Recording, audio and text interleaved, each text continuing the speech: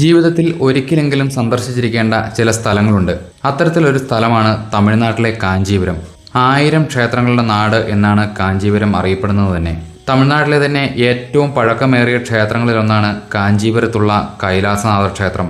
കാഞ്ചീപുരത്തെ 3 കാഞ്ചികളിലൊന്നായ ശിവകാഞ്ചിയാണ് കൈലാസനാഥർ ക്ഷേത്രം. മറ്റു 2 വിഷ്ണു കാഞ്ചിയും ജൈൻ കാഞ്ചിയുമാണ്. കാഞ്ചീപുരത്തിന്റെ പടിഞ്ഞാറൻ അതിർത്തിയിൽ വൈഗാവതി നദിയുടെ തീരത്താണ് കൈലാസനാഥർ ക്ഷേത്രം സ്ഥിതി ചെയ്യുന്നത്. എന്ത് സംഭവിച്ചാലും വൈകുന്നേരം കൃത്യം 6:30-ക്ക് നടയടയ്ക്കുന്ന ഈ ക്ഷേത്രം സന്ദർശിച്ചാൽ പിന്നീട് പുനർജന്മമില്ല എന്നൊരു വിശ്വാസം കൂടിയുണ്ട്. ഏകദേശം 1400 വർഷത്തെയെങ്കിലും പഴക്കം കണക്കാക്കുന്ന ഈ ക്ഷേത്രം ആർക്കിയോളജിക്കൽ സർവേ ഓഫ് ഇന്ത്യയുടെ സംരക്ഷണയിലാണുള്ളത്. പല്ലവ രാജവംശത്തിലെ നരസിംഹവർമ്മൻ രണ്ടാമൻ AD 650 മുതൽ 705 വരെയുള്ള കാലഘട്ടത്തിലാണ് ഈ ക്ഷേത്രം നിർമ്മിക്കുന്നത്. ഒരു ക്ഷേത്രത്തിൻ്റെതായ പൂർണ്ണമായ രീതിയിൽ ആദ്യമായി തെക്കേ ഇന്ത്യയിൽ നിർമ്മിക്കപ്പെട്ട ഒരു ക്ഷേത്രമാണത്രേ ഇത്. അക്കാലത്തെ ക്ഷേത്ര നിർമ്മാണ രീതികളിൽ ഒരു ട്രെൻഡ് തന്നെ ഉണ്ടാക്കിയെടുത്ത ക്ഷേത്രമായാണ് കൈലാസനാഥർ ക്ഷേത്രം അറിയപ്പെടുന്നത്.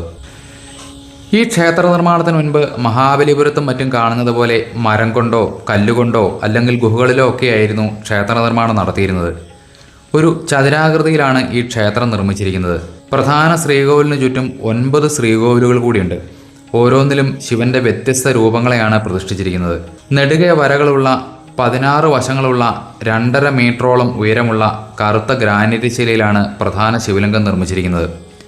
ശ്രീകോവിലിന് ചുറ്റും നിരവധി ദേവീദേവന്മാരുടെ കൊത്തുപണികളും കാണാം. മണൽക്കല്ലും ഗ്രാനൈറ്റും ഉപയോഗിച്ചാണ് ക്ഷേത്രം നിർമ്മിച്ചിരിക്കുന്നത്. ഈ ക്ഷേത്രത്തിന് ചുറ്റുമുള്ള കൊത്തുപണികളും ശില്പവേലകളുമൊക്കെ ഒന്ന് കാണേണ്ടത് തന്നെയാണ്. അതിസൂക്ഷ്മമായി കൊത്തിയെടുത്ത ശില്പങ്ങൾക്ക് പേര് കേട്ടതാണ് ഈ ക്ഷേത്രം. ശിവന്റെ 64 വ്യത്യസ്ത രൂപങ്ങളുണ്ട്. സോമസ്കന്ദൻ, ത്രിപുരാന്തകൻ, ഗംഗാധരൻ, ലിംഗോദ്ഭവൻ, ദക്ഷിണാമൂർത്തി എന്നിങ്ങനെ. ആപത്ഘട്ടങ്ങളിൽ ഒളിക്കുവാനും രക്ഷപ്പെടുവാനുമൊക്കെ ഈ ക്ഷേത്രം അക്കാലത്ത് ഉപയോഗിച്ചിരുന്നു. രക്ഷാമാർഗമായി ഉപയോഗിച്ചിരുന്ന ഒരു രഹസ്യ തുരങ്കത്തിൻ്റെ ഭാഗങ്ങളും ഇതിനുള്ളിൽ കാണാം. ചരിത്രമനുസരിച്ച് രാജരാജ ചോളൻ 1 അക്കാലത്ത് കൈലാസനാഥർ ക്ഷേത്രം സന്ദർശിച്ചിരുന്നു അത്രേ.